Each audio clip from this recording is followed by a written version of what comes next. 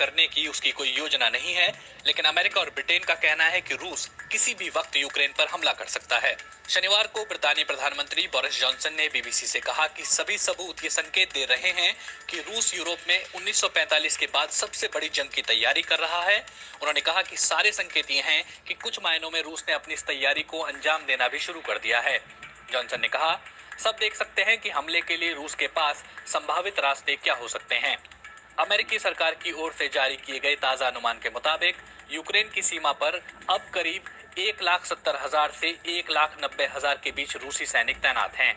ये सैनिक रूस और पड़ोसी देश बेलारूस में मौजूद हैं, लेकिन इनमें पूर्वी यूक्रेन के विद्रोही गुट के लोग भी शामिल हैं।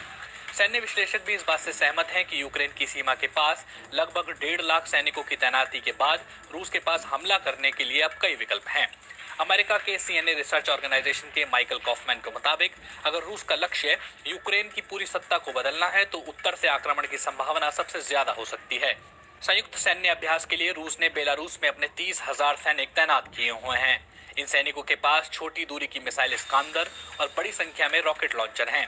इसके अलावा इन सैनिकों के पास Su-25 ग्राउंड अटैक एयरक्राफ्ट और Su-35 लड़ाकू विमान भी हैं। कॉफमैन कहते हैं, पूर्वी इलाके में रूसी क्षेत्र के अंदर मॉस्को की सेना की पूरी 41वीं बटालियन सीमा पर इंतजार कर रही है। बेलारूस के रास्ते कीव की ओर बढ़ने से चेर्नोबिल परमाणु ऊर्जा संयंत्र के पास अपवर्जन क्षेत्र में जाने से भी बचा जा सकता है। Centre for strategic and international studies के सेथ जॉन्स के मुताबिक रूस की ओर से बात करें तो वह अपने सैनिकों को नोवे यूरोकोविची और तोरियो बोर्तनो से आगे बढ़ा सकता है। International institute for strategic studies के बैन बेरी के मुताबिक अगर रूस ने आक्रमण किया तो ये लगभग निश्चित है कि वो क्राइमिया के रास्ते ऐसा करे। बैन बेरी के अनुसार अगर जमीन पर युद्ध हुआ तो इसमें ताकतवर सैन्य टुकड़ियां शामिल होंगी जो मारक हथियारों की मदद लेंगी और तेजी से यूक्रेन के भीतर तक पहुंचने की कोशिश करेंगी। उन्होंने कहा, क्राइमिया के रास्ते यदि रूस कीव की ओर बढ़ता है तो इससे बड़ी संख्या में यूक्रेनी सैनिक नाइपर नदी के पूर्व में फंस सकते हैं। पश्चिम, पूर्व, उत्तर और क्राइमिया में रूसी सैनिक होने की वजह से यूक्रेनी सैनिक हर तरफ से घिर जाएंगे। रूसी सैनिक संभवतः पश्चिम में खरसोन और ओडेसा और पूर्व में मेलिटोपोल और मेरियोपोल पर कब्जा करने की कोशिश करेंगे। इससे क्राइमिया और रूसी अलगाववादियों द्वारा नियंत्रित इलाकों के बीच आवाजाही सुगम हो जाएगी।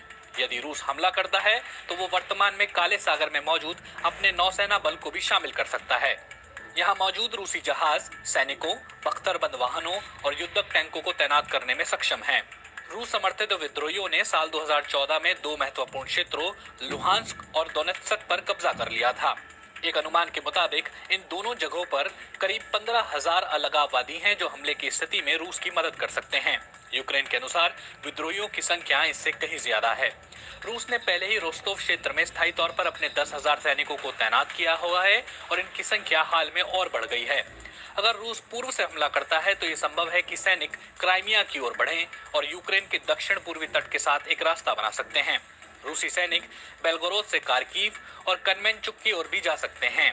विद्रोहियों के कब्जे वाले इलाके में रूस के समर्थकों को सुरक्षित रखने के मकसद से पूर्व से हमला किया जा सकता है।